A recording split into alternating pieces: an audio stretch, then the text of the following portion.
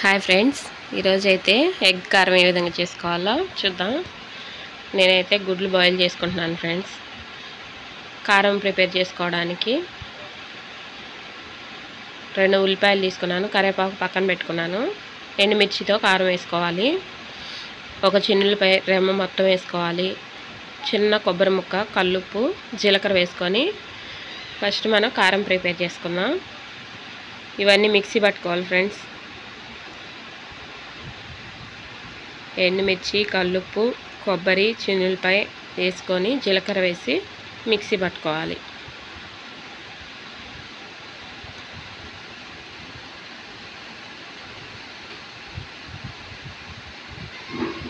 మెత్తగా మిక్సీ పట్టుకొని పక్కన పెట్టుకోవాలి.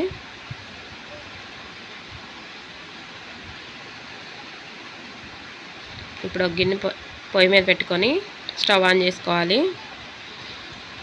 ఆయిల్ వేసుకోవాలి ఫ్రెండ్స్.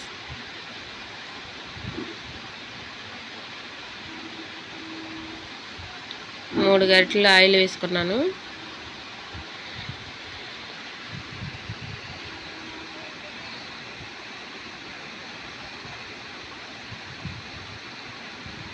తాలింపు దినుసులు, జీలకర్ర, పల్లీలు వేసుకొని వేయించుకోవాలి. ఫ్రై అయిపోయాక ఉల్లిపాయ ముక్కలు, కరివేపాకు వేసుకొని వేయించుకోవాలి.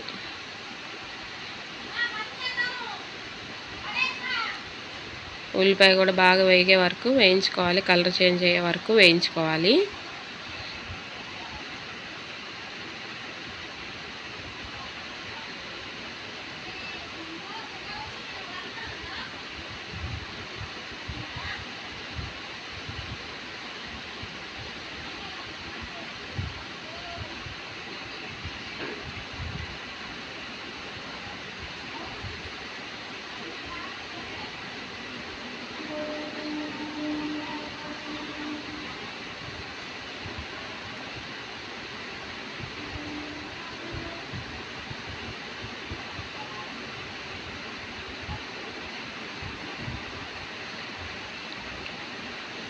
గుడ్లు వలుచుకొని ఉడికించిన గుడ్లు పైన పెంక తీసి పక్కన పెట్టుకున్నానండి.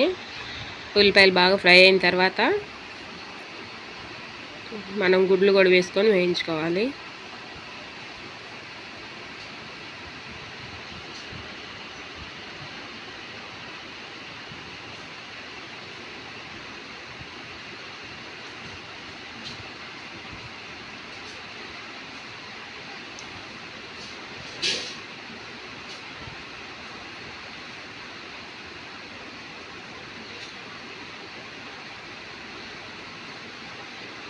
ఇవైతే వేగిపోయినాయి ఫ్రెండ్స్. ఇప్పుడు మనం గుడ్లు కూడా వేసుకొని వేయించుకుందాం.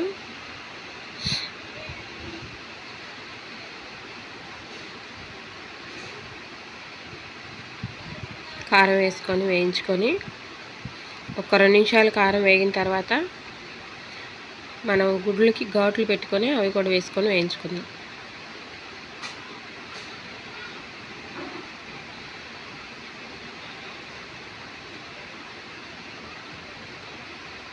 ఇదిగోండి ఫ్రెండ్స్, ఘాట్లు పెట్టుకొని గుడ్లు కూడా వేసుకున్నాను.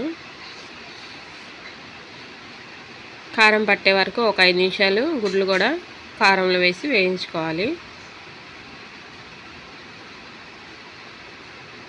ఈ కారం వేస్తే మంచి స్మెల్ అయితే వస్తుంది ఫ్రెండ్స్. చిన్నులపాయలు అవన్నీ వేసుకున్నాం కదా, టేస్ట్ చాలా బాగుంటుంది ఫ్రెండ్స్.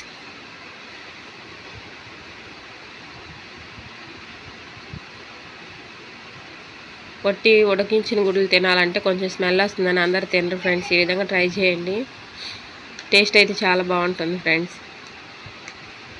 ఒక 5 నిమిషాలు ఫ్రై చేసుకోవాలి కారం పట్టే వరకు.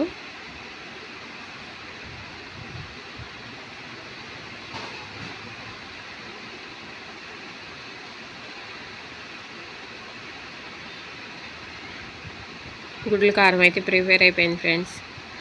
రసంలోకి కానీ సాంబార్లోకి కానీ టేస్ట్ అయితే చాలా బాగుంటుంది. నేనైతే సాంబార్లోకి ఈ బాయిల్డ్ ఎగ్ కారం ప్రిపేర్ చేశాను. Thank you.